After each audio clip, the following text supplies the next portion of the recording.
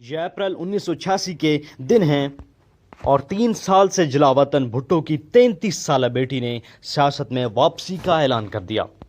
انہوں نے پاکستان آنے کے لیے 10 اپریل 1986 کی تاریخ بھی دے دی ہے۔ اس اعلان کے بعد طاقت کی ایوانوں میں ایک زبردست بحث چل نکلی ہے۔ کیا بے نظیر کو واپس آنے دیا جائے یا ان کو روکنے کی کوشش کی جائے؟ اس بحث میں وزیر اعظم جنیجو نے ضیاء الحق کو قائل کر لیا کہ بے نظیر کے استقبال کو نہ روکا جائے، کیونکہ انہیں روکنے سے عالمی سطح پر یہ تاثر جائے گا کہ پاکستان میں سیاسی سرگرمیوں پر پابندی ہے۔ بے نظیر کے استقبال کو نہ روکنے کی ایک وجہ یہ بھی تھی کہ وہ بھٹو کی پھانسی کے 7 سال بعد پیپلز پارٹی کی حقیقی مقبولیت کا ادراک چاہتے تھے۔ پھر 10 اپریل 1986 کا دن آیا۔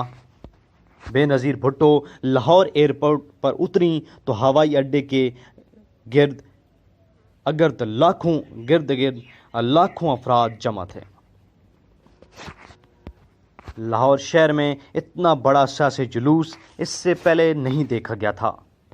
لوگوں کے ہاتھوں میں پاکستان اور پیپلز پارٹی کے جھنڈے تھے اور ہر طرف ایک ہی ترانہ گونج رہا تھا۔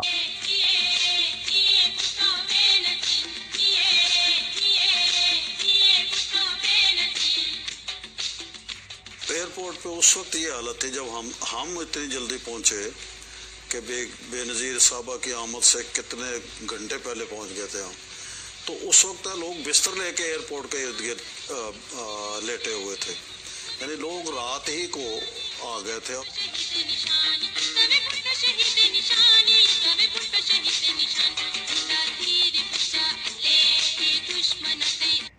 بے نظیر کا جلوس لاہور ایئرپورٹ سے مار روڈ سے داتا دربار اور داتا دربار سے ہوتا ہوا مینار پاکستان پہنچا تو دوپہر ڈھل رہی تھی۔ وہ بھٹو جسے ضیاء الحق نے 7 سال پہلے وہ دفن کر چکے تھے، مینار پاکستان پر پورے قد سے کھڑا تھا اور آج وہ تنہا نہیں تھا۔ اس کے سامنے انسانوں کا ایک سمندر تھا اور اس سمندر میں پیپلز پارٹی کے مخالفین کو اپنا مستقبل ڈوبتا ہوا نظر آ رہا تھا۔ بے نظیر بھٹو کا ایسا شاندار استقبال سرکاری اندازوں کے بالکل خلاف تھا۔ بے نظیر کو اس تاریخی استقبال سے بہت وہ خوش تھیں، لیکن اصل میں ان کے لیے مشکلات کی ابتدا بھی یہی ہوئی تھی۔ اسٹیبلشمنٹ نے ان کے بڑھتے قدم روکنے کا فیصلہ کر لیا تھا۔ بے نظیر بھٹو کو روکنے کے لیے جو اقدامات کیے گئے ان میں سب سے پہلے تو کردار کشی کی مہم شروع کر دی گئی، اور اس کے بعد ہوا کچھ یوں۔ ان کے سکینڈلز بنائے گئے۔ لاہور میں اپنے استقبال کے بعد بے نظیر بھٹو پیپلز پارٹی کے رہنما فیصل صالحیات کے گھر میں ٹھہری ہوئی تھیں، اس لیے فیصل حیات کے ساتھ بھی ان کا سکینڈل بنا دیا گیا۔ ان حالات میں بے نظیر بھٹو کی والدہ نے وہی کیا جو ہمارے معاشرے میں مائیں کرتی ہیں، انہوں نے بے نظیر کی شادی کا فیصلہ کر لیا۔ اس دور میں کئی لوگ بھٹو خاندان کا داماد بننے کے خواب دیکھ رہے تھے۔ بے نظیر بھٹو کو فیصل صالحیات سے شادی کا مشورہ بھی دیا گیا، لیکن بیل بھی منڈے نہ چڑھی۔ سیدہ عابدہ حسین لکھتی ہیں کہ فیصل صالحیات کم پڑھے لکھے اور بور قسم کے آدمی تھے، اس لیے یہ معاملہ آگے نہیں بڑھا۔ اسی دوران نواب شاہ کے زمیندار گھرانے سے ایک رشتہ آیا۔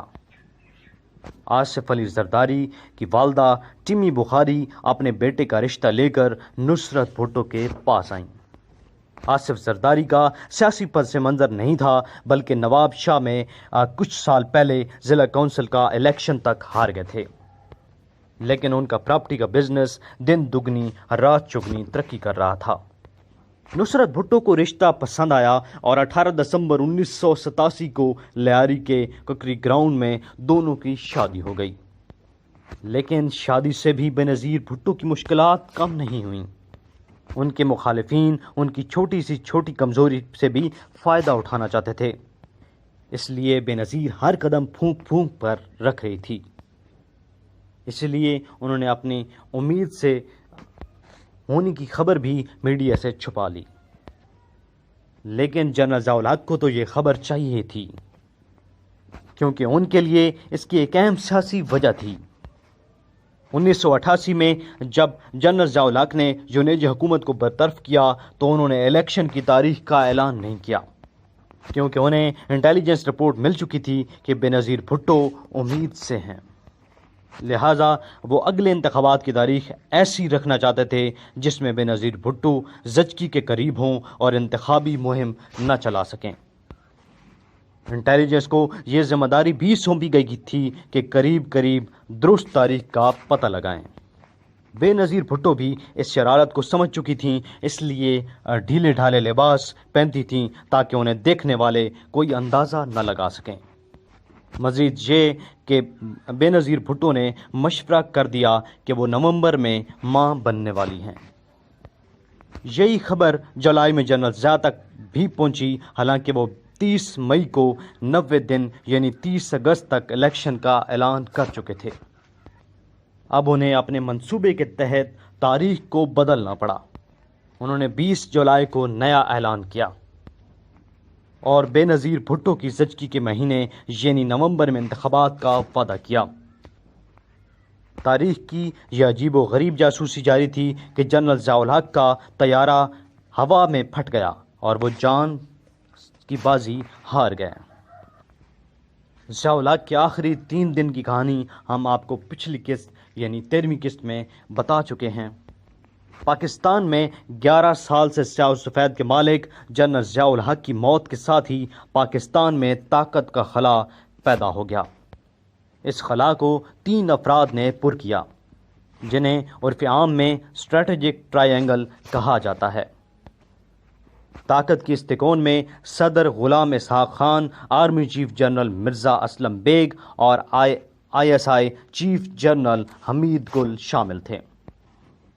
صدر پاکستان غلام اسحاق خان نے بھی نومبر میں انتخابات کی تاریخ کو برقرار رکھا، کیونکہ انہیں بے نظیر کے بارے میں نومبر ہی کی اطلاع ملی تھی، لیکن یہ اطلاع غلط تھی۔ بے نظیر بھٹو کی حکمت عملی کام کر گئی۔ بلاول انتخابات سے 2 ماہ پہلے 21 ستمبر 1988 کو پیدا ہوئے اور بے نظیر بھٹو کو انتخابی مہم چلانے کا پورا موقع مل گیا۔ 1988 کے انتخابات ایک طویل مارشل کے بعد انتخابات تھے۔ ہم نے پچھلی قسط میں آپ سے وعدہ کیا تھا کہ آپ کو بے نظیر بھٹو اور نواز شریف کی اخباری مہمات کی ایسی کہانی دکھائیں گے کہ ان کے پوسٹر تک دیکھ کر آپ ششتر رہ جائیں گے۔ یہ بھی آپ کو بتائیں گے پاکستان میں پہلی بار جاگ پنجابی جاگ کا نعرہ کیوں لگا اور کب لگا اور کس نے لگایا۔ لیکن 1988 کے انتخابات کی کہانی اتنی دلچسپ ہے کہ ایک قسط میں اس کا احاطہ ممکن نہیں۔ یہ سب تفصیلات آپ کو اگلی قسط میں بتائیں گے، اور یہ بھی بتائیں گے کہ جہازوں سے پوسٹر کیوں گرائے گئے، ان میں کیا لکھا تھا اور کس کی تصویریں تھیں۔ اگلے اقساط بر وقت دیکھنے کے لیے تنویر عباس لیکچر یوٹیوب چینل کو سبسکرائب کریں، لائک کریں اور بیل آئیکن کو ضرور پریس کریں تاکہ آنے والی ویڈیوز آپ کو مل جائیں۔